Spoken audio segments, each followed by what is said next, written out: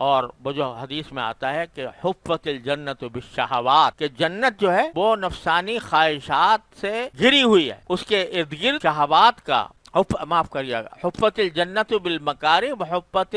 نارو بالشہوات او کما قال صلی اللہ علیہ وسلم، کہ جنت تو گھری ہوئی ہے مکروہ چیزوں سے جو ان کو نفس نہیں مانتا، اس کام سے غصہ آ رہا ہے، جنت کا راستہ یہ ہے کہ غصے کو آدمی پی جائے، اللہ تبارک و تعالیٰ کے حکم کے خاطر غصے کو پی جائے۔ اب جو غصے کو پینا طبیعت میں اشتعال ہے اور امٹ رہا ہے انسان غصے میں، اس وقت میں یہ غصے کو پی جانا، کم کر لینا، اپنے آپ کو دھیما کر لینا، یہ آسان نہیں ہے، یہ مکروہ ہے، یعنی نفس کو بہت اس سے کراہت ہوتی ہے، مگر جنت اسی سے ملے گی۔ حفت الجنت بالمکارہ، جس چیز کو انسان کا نفس برا سمجھتا ہے، برا سمجھنے کے معنی یہ کہ اس پر آمادہ نہیں ہوتا، دل میں اس کے یہ ہوتا ہے کہ یہ کام کروں گا تو میرا مزہ نہیں آئے گا اور میرے نفس کی تسکین نہیں ہوگی، یہ سمجھتا ہے، تو وہ مکروہ ہے اس کے نزدیک۔ اصل مکروہ تو وہ ہے جو اللہ نے جس کو مکروہ قرار دیا، لیکن یہ وہ ہے مکروہ جو نفس کا مکروہ ہے، یعنی انسان کا جو نفس ہے، اس کے نفسانی خواہشات ہیں، وہ اس کو مکروہ سمجھ۔ نیند آ رہی ہے اور اذان ہو رہی ہے، اب نفس کیا کہتا ہے، یا تھوڑا اور سو جاؤ، اب اٹھنا جو ہے مکروہ ہے، مکروہ ہونے کے کیا معنی کہ انسان کا دل اس کو ناپسند کرتا ہے، اٹھنا، سوتے ہوئے نیند کو ختم کر کے اٹھنا، لیکن جنت اسی مکروہ میں ہے۔ حدیث میں رسول کریم صلی اللہ علیہ وسلم نے فرمایا کہ اسباغ الوضوء علی المکارہ، ایسے وقت میں پورا وضو کرنا جبکہ وضو کرنا انسان کے لیے مشقت کا سبب بن رہا ہو، سخت سردی پڑ رہی ہے اور اس سردی کے اندر پانی کو ہاتھ لگانے دشوار والے ہوں، سرد علاقوں میں جا کے دیکھو، جب اگر ہاتھ پانی ٹھنڈا ایسا ہوتا ہے کہ اس کو ایک تھوڑی دیر کے لیے، 1 منٹ کے لیے اس میں ہاتھ رکھنا مشکل ہوتا ہے۔ اب یہ مکارہ میں ہے، یعنی یہ دل نہیں چاہ رہا کہ میں یہ ٹھنڈے پانی سے اپنے آپ کو دھوؤں، اپنا پورا سر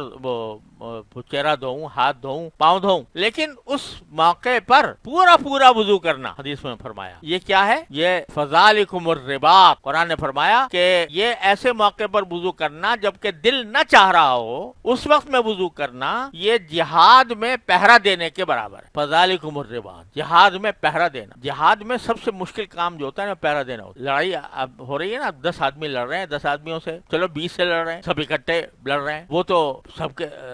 ساتھ مل کے لڑ رہے ہیں تو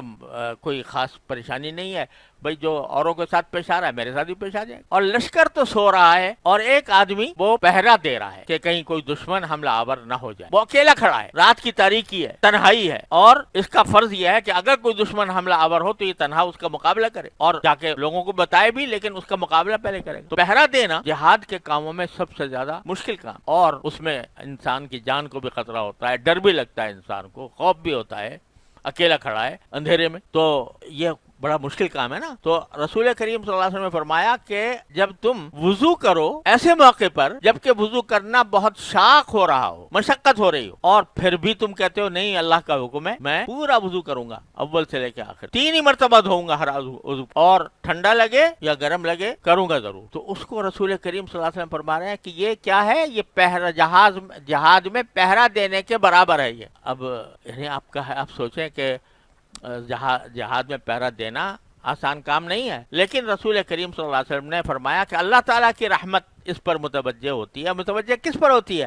کہ جس چیز کو انسان کا نفس مکروہ سمجھ رہا ہے، برا سمجھ رہا ہے، اس کو اختیار کرے اللہ کے لیے۔ نماز پڑھنے کو دل نہیں چاہ رہا، نماز پڑھ رہا ہے تو اس پر اجر، اس پر۔ اسی لیے حضرت گنگوئی رحمۃ اللہ علیہ فرماتے ہیں، ہمارے قطب الارشاد، ہمارے سلسلے کے قطب الارشاد ہیں حضرت گنگوئی رحمۃ، تو وہ فرماتے ہیں لوگ کہتے ہیں نا بھائی نماز میں دل نہیں لگتا، نماز میں مزہ نہیں آتا، لطف نہیں آتا، تو کہتے ہیں جی یعنی ہماری نماز بیکار ہو گئی، نہ مزہ آ رہا ہے، نہ دل لگ رہا ہے، نہ کچھ ہو رہا ہے۔ تو حضرت فرماتے ہیں، حضرت گنگوئی رحمۃ اللہ علیہ، کہ میں اس شخص کو مبارکباد دیتا ہوں، میں اس شخص کو مبارکباد دیتا ہوں جسے ساری زندگی نماز میں مزہ نہیں آیا اور پڑھتا رہا، جسے ساری زندگی مزہ نہ آیا لیکن پڑھتا رہا، اس کو مبارکباد دیتا ہوں، کیونکہ اگر لذت آنے لگے، نعمت تو ہے اللہ تعالیٰ کی، لذت آنے لگے، لیکن اس میں نفس کی مخالفت نہیں ہے، سمجھنا، جب مزہ آ رہا ہے تو آدمی لطف کے لیے پڑھ رہا ہے، مزے کے لیے پڑھ رہا ہے، تو اس میں جو ہے وہ مشقت نہیں ہے نفس پر. اور جب نفس پر مشقت ہے کہ بھئی کچھ بھی ہوگا پڑھوں گا, مزہ نہیں آ رہا, دل نہیں چاہ رہا, لیکن پڑھوں گا, تو حضرت فرماتے ہیں کہ ساری زندگی اگر مزہ نہ آئے اور لیکن پڑھتا رہے, چھوڑے نہیں, تو میں اس کو مبارکباد دیتا ہوں کہ جنت کے دروازہ اس کے لیے کھلا. تو انسان کا جو نفس ہے نا, ساری ہماری زندگی کی جو کشمکش ہے وہ یہ ہے کہ قرآن کریم میں فرمایا کہ نفس وما سواها فالہمها فجورها وتقواها, کہ اللہ تبارک و تعالیٰ نے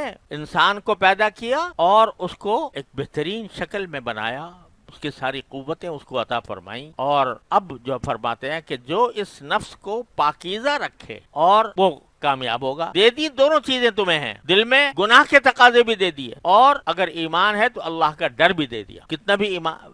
گئے سے گیا انسان ہو تو کبھی نہ کبھی اللہ تعالیٰ سے ڈر دل میں پیدا ہوتا ہے, تو وہ پیدا کیا ہوا ہے, دونوں چیزیں پیدا کر رکھی, اس لیے کر رکھی ہیں کہ فجور سے یعنی گناہ سے اپنے آپ کو بچانے کی فکر کرو اور تقوی حاصل کرنے کی فکر کرو. دونوں چیزیں دے دیں, ان میں کشمکش رہتی, یہی کشمکش زندگی. تو اس میں جب آدمی قد افلح من زکاہا وقد خاب من دساہا, جو اس نفس کو پاک کر لے, کہے سے پاک کر لے, خواہشات نفس کے غلبے سے پاک کر لے, تو وہ فلاح پا گیا. فلاح کیا پا گیا؟ دنیا بھی اس کی اچھی اور آخرت بھی اس کی شاندار. اور جس نے اپنے آپ کو ان خواہشات نفس کے چکر میں ڈال دیا, ہر وقت اس فکر میں ہے کہ کسی نہ کسی کوئی لذت مجھے حاصل ہو جائے, میرے نفس کے کسی تقاضے کی تسکین ہو جائے, چاہے اس کے لیے حلال کروں یا حرام کروں, اس کی فکر نہیں ہے, اور آدمی لذتوں کا طالب ہے, تو فرمایا کہ وہ ناکام ہے دنیا میں بھی اور آخرت میں بھی.